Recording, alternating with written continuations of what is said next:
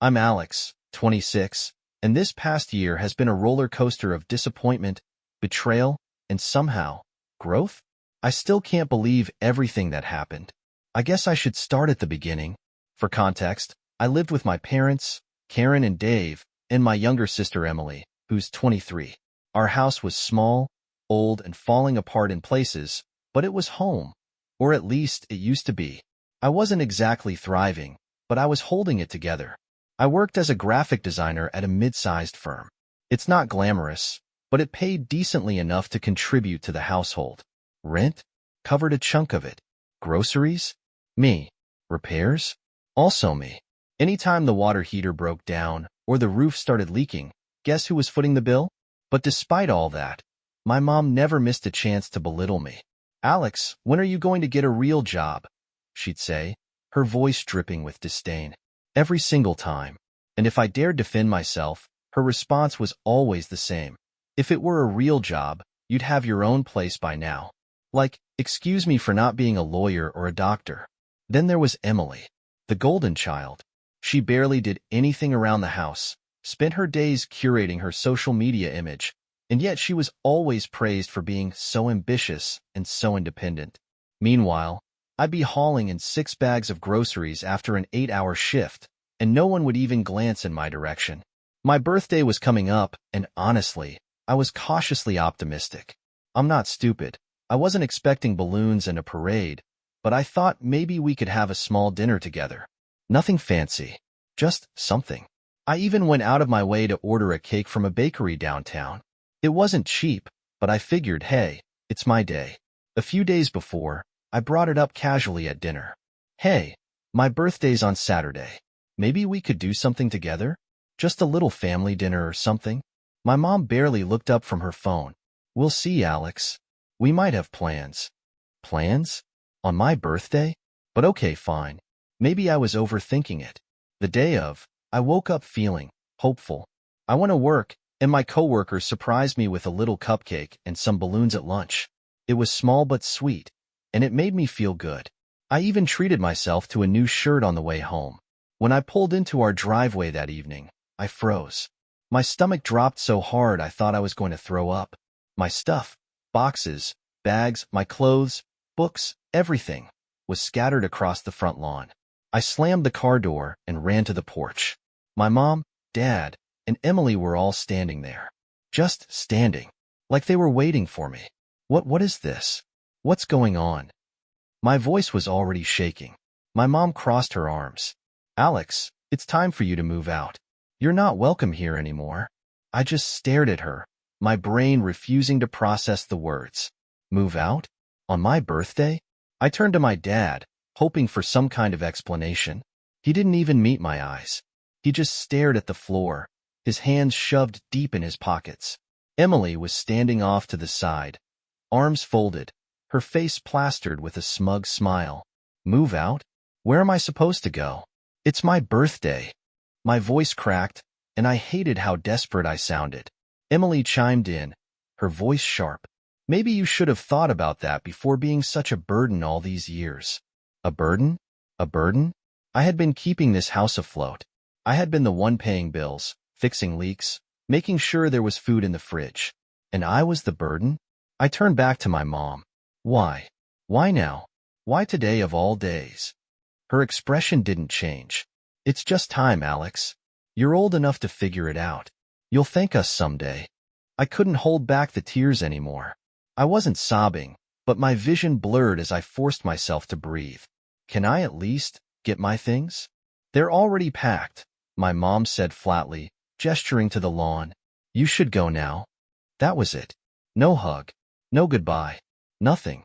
I turned away and started dragging boxes to my car, my hands shaking so hard I kept dropping things. No one offered to help me. Not even my dad, who just stood there like a statue while his eldest child packed up her life. At one point, I dropped a box, and some of my books spilled across the grass. Emily snickered. I wanted to scream at her, to tell her just how cruel and heartless she was, but I didn't have the energy. When everything was finally crammed into my car, I turned to look at them one last time. My family. The people who were supposed to love me unconditionally. Why today? I whispered, the words barely escaping my throat. My mom's face was cold. Consider it our gift to you. Independence. I didn't say another word. I got into my car and drove away. I ended up at a cheap motel on the edge of town, the kind with flickering neon lights and scratchy sheets. I carried my boxes inside, one by one, until everything was stacked against the far wall. That night, I sat on the edge of the lumpy bed and stared at the stained carpet. My birthday. I was supposed to be celebrating with the people I loved, maybe eating a slice of that fancy cake I'd bought. But instead, I was here, alone. Tears came again, and this time I didn't bother stopping them. How could they do this to me? How could they look me in the eyes and throw me out like trash? At some point, the tears stopped and anger took their place. Not fiery, screaming anger. Cold anger. The kind that settles deep in your chest and makes you vow to never let anyone have that kind of power over you again. That night, I made a promise to myself. I would never rely on them again. I would figure this out, no matter how hard it got. Because clearly, I was on my own now. The morning after my birthday, I woke up in that cheap motel room with a headache and swollen eyes. Sunlight crept through the thin curtains, and for a second, I forgot where I was. Then I looked around at the towers of hastily packed boxes and bags, and it all came rushing back. My chest tightened, and I had to sit there for a minute, staring at the peeling wallpaper, trying not to break down again. I didn't have the luxury of falling apart. Not today. I had to figure out what came next. I grabbed my phone and scrolled through my contacts, but there was no one I felt comfortable calling for help. My best friend, Jake, lived 3 hours away, and I couldn't just show up on his doorstep unannounced. I couldn't afford to waste money on more motel nights either. I checked my bank account, and my stomach turned. I had enough for maybe a month of rent somewhere cheap, assuming I found a place immediately, and that didn't even include a deposit. The pit in my stomach grew heavier. At some point, I realized I was just sitting there, paralyzed by indecision, and I forced myself to get moving. I grabbed my laptop, sat cross-legged on the bed, and started looking at apartment listings. Every halfway decent place required a deposit, a credit check, and proof of income. I had a stable job, but my savings weren't exactly impressive. I emailed a few landlords anyway, trying to sound professional and put together in my messages, even though I felt like my entire life was hanging by a thread. Around noon, my phone buzzed. It was my manager, Sarah. "Hey, Alex, are you okay? You didn't come into work today, and you didn't call in." I felt a wave of embarrassment wash over me. In all the chaos, I hadn't even thought about work. "Sorry, Sarah. I had a family emergency. I'm so sorry I didn't call." Her voice softened immediately. "Are you okay? Do you need some time off?" "No," I said quickly. "I need to work. I actually need as many hours as I can get." There was a pause. "Okay. Well, if you're sure, come in tomorrow, and we'll figure it out. Just take care of yourself, Alex." After the call, I felt a little steadier. Work was something I could control. I couldn't fix my family, I couldn't change what had happened, but I could show up, do my job, and keep moving forward. That night, I went through my boxes and pulled out anything I didn't absolutely need. Clothes I never wore, old books, random decorations. I listed it all online for quick cash. It wasn't much, but it was something. The next morning, I packed a bag and headed straight to the office. It felt surreal, walking into that familiar building after everything that had happened. I kept my head down, answered emails, and powered through the day as if my life wasn't in complete shambles. Sarah checked in on me once or twice, but I brushed her off, insisting I was fine. I wasn't fine, obviously, but I needed the distraction. After work, I parked in a random lot and scrolled through apartment listings again. No replies yet. My stomach growled, and I realized I hadn't eaten all day. I picked up some fast food and went back to the motel. This became my routine for the next few days. Work, search for apartments, eat cheap food, sleep a few hours, repeat. On the third day, I got a text from Jake. "Jake, hey, haven't heard from you in a bit. Everything okay?" For a second, I considered lying, saying I was fine, but the words spilled out before I could stop them. "Me? No. Not really. My parents kicked me out on my birthday. I'm staying in a motel right now. Jake called me immediately. The second I heard his voice, my chest tightened, and I felt tears welling up again. What the hell, Alex? They kicked you out? On your birthday? Are you serious? Yeah, I said weakly. There was silence for a moment. Why didn't you call me sooner? I didn't want to bother you, I admitted. You have your own stuff going on. Don't ever say that again. Look, I can drive down this weekend and help you move your stuff. You can crash at my place until you figure something out. I felt a lump in my throat. Jake, you're 3 hours away. I can't just. You can. I'm serious, Alex. You don't have to do this alone. His words hit me hard. I'd been carrying this weight all by myself, and for the first time, someone was offering to help carry it. But as much as I appreciated Jake's offer, something inside me resisted. I didn't want to run away to someone else's couch. I wanted to fix this myself, to prove, to myself more than anyone, that I could stand on my own 2 feet. Thank you, Jake. Really. But I think I need to figure this out on my own. He sighed heavily. All right. But if you change your mind, you know where to find me. That night, I got a response from one of the landlords I'd emailed. A tiny studio apartment on the edge of town. It wasn't much, but it was cheap, and the landlord was willing to work with me on the deposit if I could pay it in installments. I drove over the next morning to see it. The place was rough. Stained carpet, peeling paint, a faint smell of mildew. But it had 4 walls, a door that locked, and it was mine if I wanted it. I'll take it, I told the landlord before I could overthink it. The next few days were a blur. I packed up my things from the motel and moved them into the tiny studio. The first night, I sat on the floor with a takeout box and looked around at my new home. It wasn't pretty, and it wasn't comfortable, but it was mine. In the following weeks, I poured everything I had into work. I picked up freelance gigs after hours and stayed late at the office every night. Sarah noticed and, despite her concern, gave me more projects. Slowly, things started to stabilize. My savings grew little by little, and I started to feel like I had a grip on my life again. But every night, as I lay on the thin mattress I'd bought secondhand, I couldn't stop thinking about my family. About the look on my dad's face when he couldn't even meet my eyes. About my mom's cold, dismissive voice. About Emily's smug smirk. I kept wondering if they regretted it, if they missed me, if they even cared. But deep down, I already knew the answer. The days blurred into weeks, and I threw myself into work with a kind of desperation I'd never felt before. Every project, every email, every deadline became my lifeline. I wasn't just working to pay bills, I was working to prove something.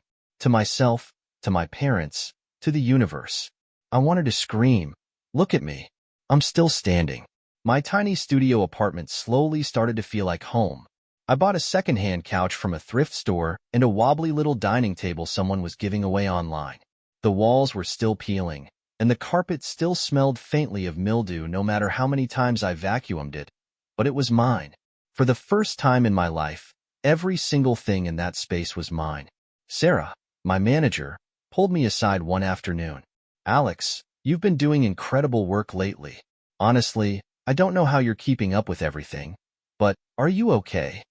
I nodded quickly, too quickly. Yeah, totally fine. Just focused. She didn't look convinced but let it slide. Well, whatever you're doing, it's working. Keep it up, but don't forget to breathe, okay?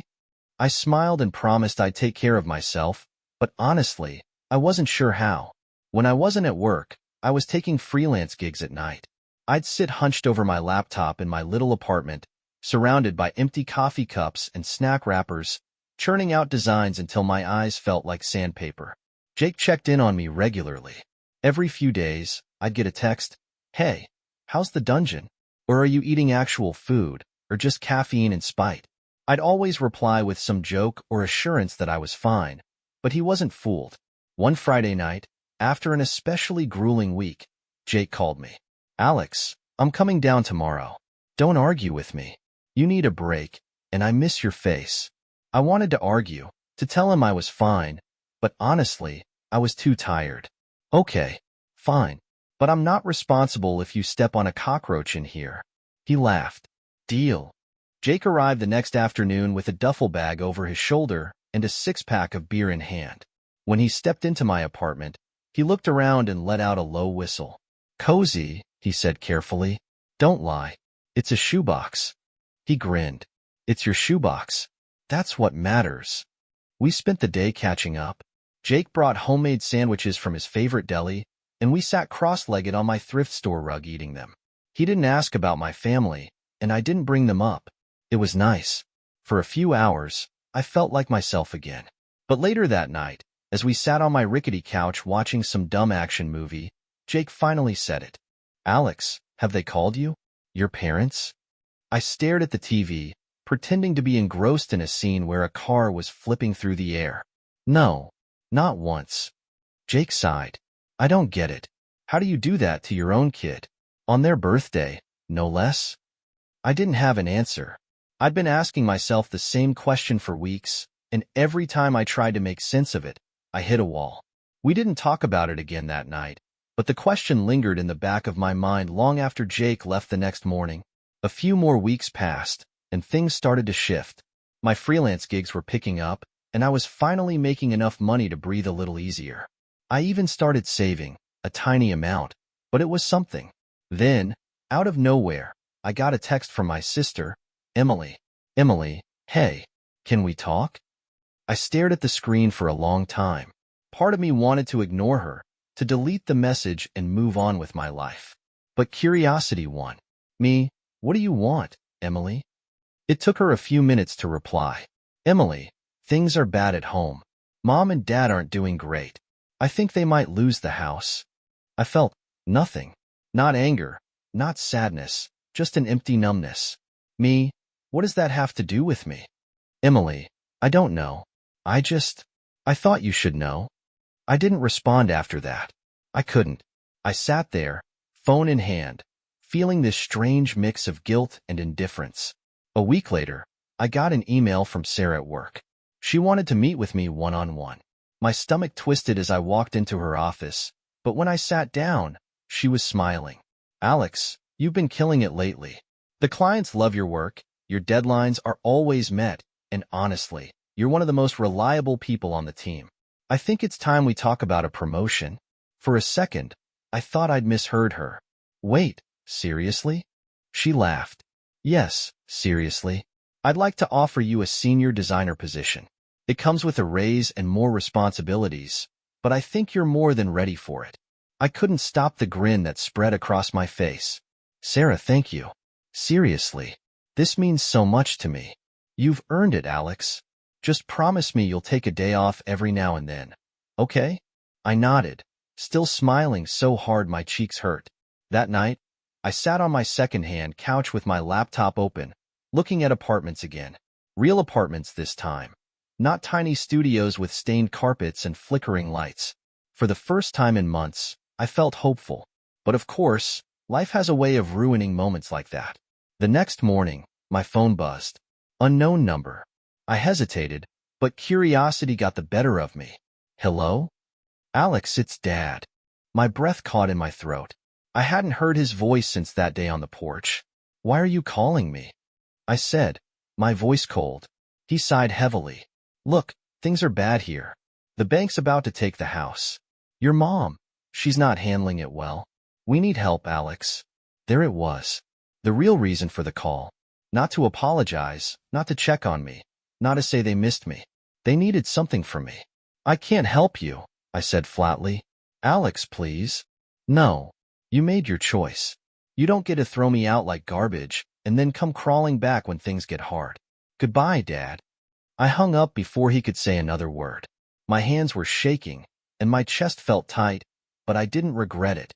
For months, I'd been carrying the weight of their rejection, wondering if I'd done something to deserve it. But in that moment, I realized something. I didn't owe them anything. They had thrown me away, and now they were dealing with the consequences of their choices. I wasn't going to let them drag me down with them. After I hung up on my dad, I sat there staring at my phone like it was about to explode. My hands were still shaking, my heart pounding in my chest. For a moment, I felt this flicker of guilt, like maybe I'd been too harsh. But then I reminded myself of the boxes on the lawn, the cold look in my mother's eyes, and the way Emily had smirked while I scrambled to pack up my life. They had made their choice. Now they had to live with it. I forced myself to focus on work. The promotion had come with new responsibilities, and I wasn't about to let this distraction knock me off course. Every morning, I arrived at the office early, coffee in hand, and buried myself in projects.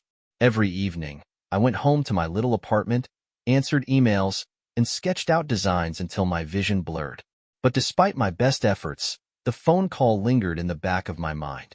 I kept replaying it, hearing my dad's voice, the edge of desperation in it. Part of me wondered if things really were as bad as he'd said, or if it was just another manipulation tactic to pull me back in. About a week later, I got another text from Emily. "Emily, you really aren't going to help, are you?" I stared at the screen, my chest tightening. Me, help with what, Emily? You guys made it clear I wasn't part of the family anymore. She read it immediately, but didn't reply. That was the last I heard from her, for a while at least. In the meantime, things at work were going better than ever. My promotion had come with a raise, and for the first time in my life, I felt like I was actually getting somewhere. I even started looking at nicer apartments, ones with hardwood floors and actual sunlight instead of flickering fluorescent bulbs. One afternoon, Sarah called me into her office again. She was sitting behind her desk, a stack of papers in front of her, and her expression was serious. "Alex, I just got a call from someone asking about you. A reference check, but it wasn't for a job." My stomach dropped. "What do you mean?" She sighed. "They asked a lot of weird questions. About your finances, your reliability." It felt off. I didn't tell them anything, obviously, but I thought you should know. I felt cold all over. There was only one group of people who would do something like that. My family. After work, I drove straight home, my mind racing. Why were they digging into my life? Were they trying to find a way to get money from me? Could they somehow go after my apartment, my savings? I called Jake as soon as I walked through the door. "Jake, I think my parents are up to something." "What happened?" he asked immediately. I explained what Sarah had told me, and he let out a low whistle. "That's shady as hell, Alex. You might want to talk to a lawyer, just to be safe." "Yeah," I muttered, rubbing my temples. "I think you're right." Jake offered to set me up with someone he knew, a friend of his who specialized in family disputes and financial matters. We scheduled a meeting for later that week. When I walked into the lawyer's office, I felt out of place. The leather chairs, the polished mahogany desk, it all felt too formal, too serious. But the lawyer, Amanda, was kind. She listened patiently as I explained everything. The eviction, the phone calls, the weird reference check. When I finished, she nodded thoughtfully. "Legally, they don't have a leg to stand on, Alex. Your apartment, your finances, it's all yours. But people in desperate situations can still cause a lot of trouble. If they're snooping around, it means they're looking for something they can use against you. We should file a restraining order, just to make it clear that they're not welcome in your life." A restraining order? Against my own family? The idea made my stomach turn, but deep down, I knew she was right. Amanda started the paperwork, and within a few days, the order was filed. My parents and Emily were officially barred from contacting me or showing up at my apartment. It felt surreal. I sat in my car outside the courthouse, holding a copy of the document in my hands, and felt a strange mix of relief and sadness. I thought that would be the end of it, but of course it wasn't. About a week later, I came home from work to find a letter taped to my apartment door. My chest tightened as I ripped it off and unfolded it. It was from my mother. "Alex, we know about the restraining order. You've made your point, but this has gone too far. We're your family, and you owe us. After everything we've done for you, you can't just shut us out like this. If you don't reconsider, we'll have no choice but to take legal action. This apartment, your savings, their family assets, and we have rights. Think about that before you make any more rash decisions." "Mom." I sank onto my couch, the letter trembling in my hands. Family assets? What were they even talking about? They had no legal claim to anything I owned. Amanda had been clear about that. But the fact that they were willing to go this far, to threaten me, to manipulate me, it felt like a punch to the gut. I called Amanda the next morning and forwarded her a photo of the letter. She reassured me, once again, that they had no legal standing. But still, I felt like I couldn't breathe. Everywhere I turned, they were there. In letters, in phone calls, in whispers at the edges of my life. I started getting strange Facebook messages from distant relatives and old family friends. They all had the same tone. Disappointment, disapproval, thinly veiled accusations. How could you abandon your family in their time of need? Your poor parents are struggling, and you're just ignoring them? You wouldn't have anything if it weren't for them, Alex. I blocked every single one of them, but the damage was done. It felt like the walls were closing in on me again. One night, after another exhausting day, I sat on the floor of my apartment, my back against the couch, and cried. I cried until my chest ached and my throat was raw. But when the tears stopped, something inside me shifted. I wasn't going to let them drag me back into their chaos. I wasn't going to let their threats, their manipulation, or their guilt trips control me anymore. I had worked too hard to rebuild my life, to create something stable, something mine, and I wasn't about to let them take that away from me.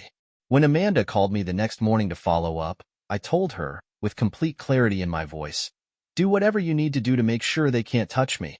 I'm done with them. And I meant it. After I told Amanda to do whatever it took to keep my family out of my life, I felt an odd sense of calm. Not peace exactly, but clarity. I'd been walking around for months with this heavy knot of fear and anger sitting in my chest, and now it felt smaller, like I could finally see a way out. The next few weeks passed without any more letters or messages, and for a moment, I let myself believe it was over.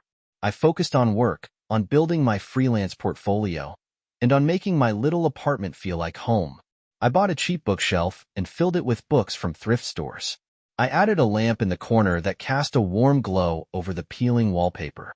Slowly, I was turning this shoebox into a space that felt like mine. Then one Saturday morning, my doorbell rang.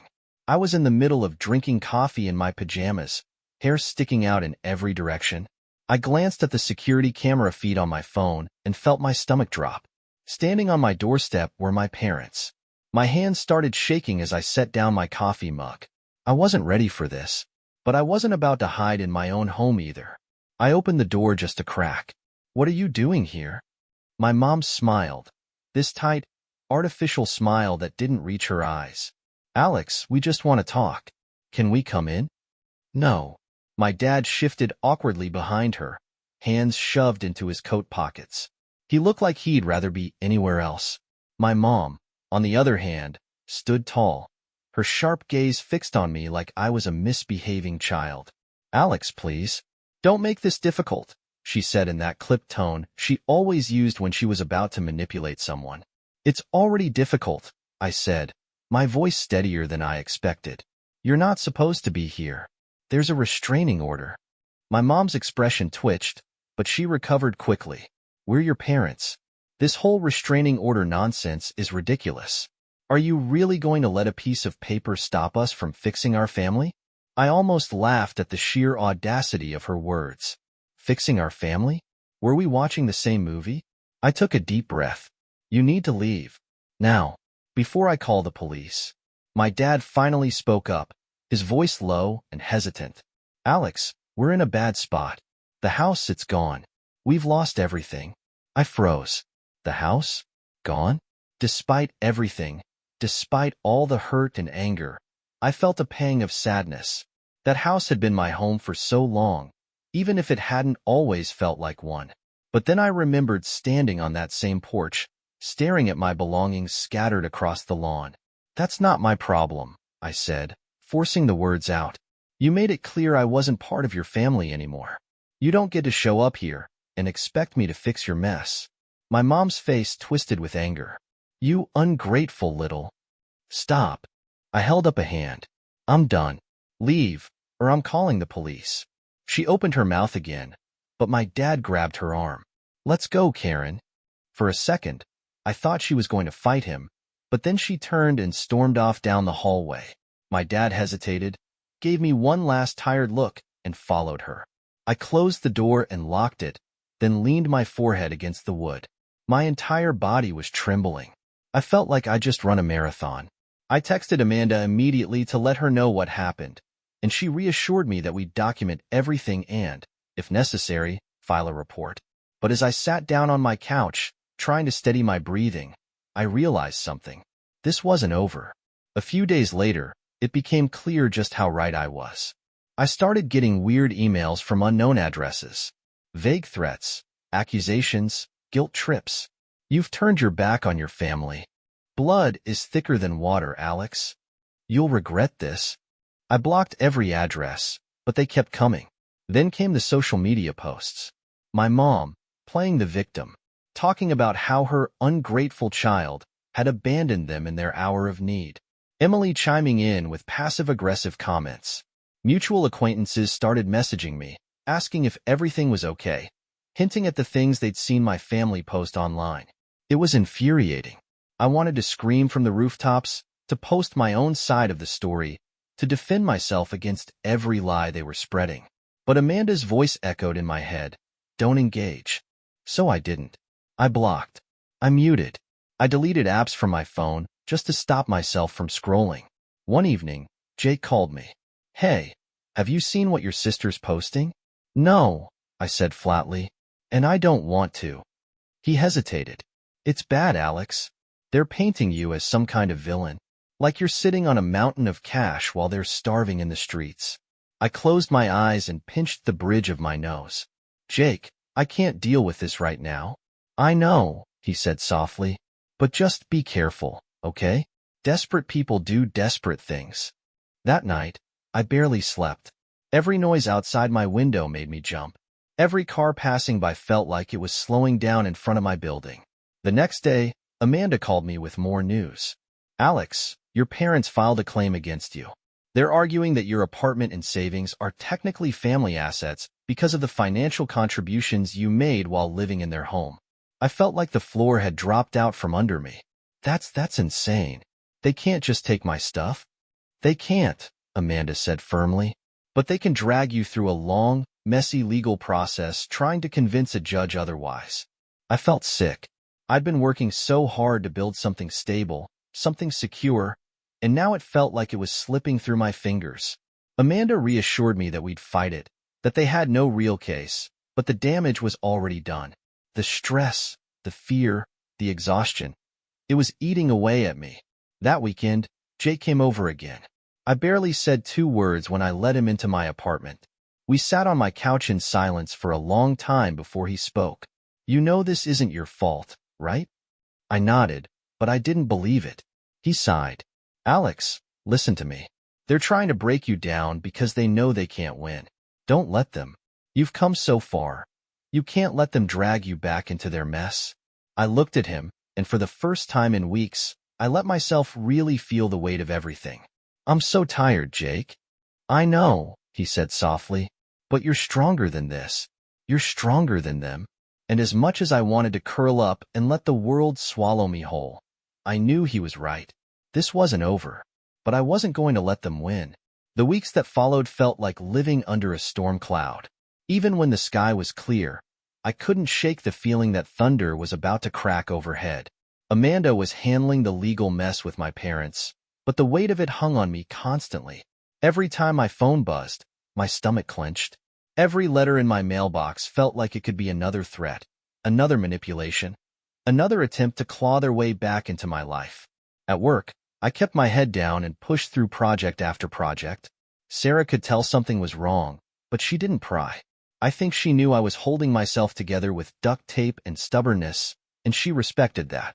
Jake checked in regularly, his voice always calm and steady, even when mine was shaking. One night, after another long day at the office, I came home to find an envelope taped to my door again. My heart dropped as I ripped it down and opened it with trembling hands. But this time, it wasn't from my parents. It was a notice from Amanda.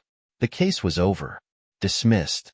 They had no claim to my apartment, my savings, or anything else I had worked for. The judge had seen right through their arguments and thrown the whole thing out. I dropped onto my couch, the letter still clutched in my hands, and let out a laugh, sharp and uneven. It wasn't joyful, not really. It was the sound of exhaustion, relief, and something else I couldn't quite name. I was free. Legally, at least. But even though the case was over, the damage had already been done. My family had dug into every corner of my life, spread lies, and turned people against me. I had mutual friends and distant relatives who still believed I was some heartless monster who abandoned my family in their darkest hour. And yet, I didn't care as much as I thought I would. In the weeks after the dismissal, things started to feel different. The air in my apartment felt lighter. I slept through the night without waking up in a cold sweat. I started taking walks after work instead of burying myself under a mountain of freelance projects. For the first time in months, I let myself breathe. One afternoon, I got a text from Emily. Emily, I hope you're happy. Mom's health is getting worse, Dad's stressed out all the time, and the house is gone. You could have helped, Alex. You could have fixed this.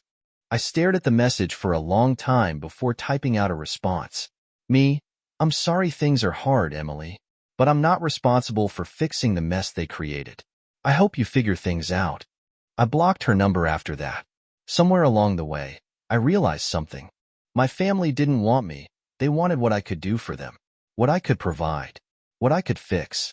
And when I stopped being useful to them, they discarded me. I wasn't their daughter or sister. I was an asset, a tool. And when a tool stops working, you throw it away. But I wasn't a tool. I was a person, and I deserved better. Months passed, and life settled into something resembling normal. I got used to the quiet peace of my little apartment, the steady rhythm of my job, and the way the sunlight filtered through my curtains in the mornings. One day, Sarah called me into her office again. Alex, I have some exciting news. There's an opening for a creative director position, and I think you'd be perfect for it. For a moment, I couldn't speak. Creative director? Me? Are you serious? I finally managed to ask. She smiled. Dead serious. You've been a rock star since day one, and honestly, I can't think of anyone better for the role. I walked out of her office in a daze, clutching the offer letter in my hand. It felt surreal. After everything, after being thrown out, after clawing my way out of that dingy motel room, after months of fighting off my family's manipulations, this was where I'd landed. That evening, I sat on my couch, staring out the window at the city lights below. My phone buzzed on the table next to me, and for a brief moment, I felt that old spike of anxiety. But when I picked it up, it was just Jake. Jake, proud of you, dude. You earned this. I smiled and texted him back. Couldn't have done it without you. Life didn't suddenly become perfect after that. My family still existed, somewhere out there. They were probably still angry, still blaming me for their problems, still telling anyone who would listen that I was selfish and ungrateful. But their voices had become distant static. Background noise. One weekend, I decided to treat myself. I packed a bag, booked a nice hotel in a nearby city, and spent 2 days exploring, eating good food, and letting myself just be. I stood on a rooftop balcony one evening, looking out over the skyline, and realized something. I wasn't scared anymore. I wasn't looking over my shoulder, waiting for the next attack, the next letter, the next manipulation. My family didn't have power over me anymore. They had tried to break me, to reduce me to someone who would crawl back to them begging for acceptance. But I didn't. I had kept going. I had built something good, something stable, something that was entirely my own. And I wasn't going to apologize for that. The day I got back home from that trip, I did something I'd been putting off for months. I took the cake box, the one I'd bought on my birthday, and shoved in the back of my freezer, and I opened it. The frosting was freezer burned, and it didn't look nearly as beautiful as it had the day I picked it up, but I didn't care. I cut myself a slice, sat down at my little thrift store table, and ate it. It tasted like freedom.